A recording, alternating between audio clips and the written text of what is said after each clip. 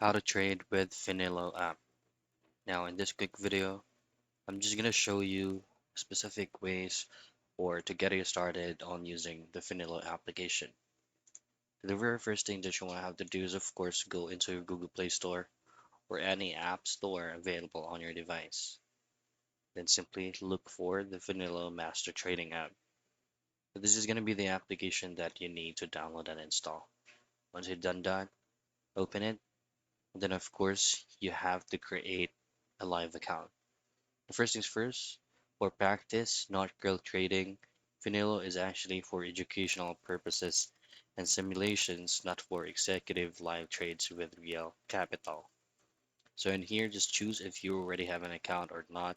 Just simply create a new one and then just simply follow on-screen prompts for you to be able to start using it.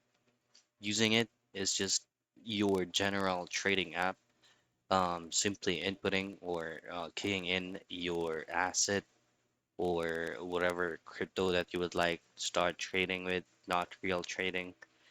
And then all you have to do is just to track daily data usage of the application because the app may use data for tracking purposes.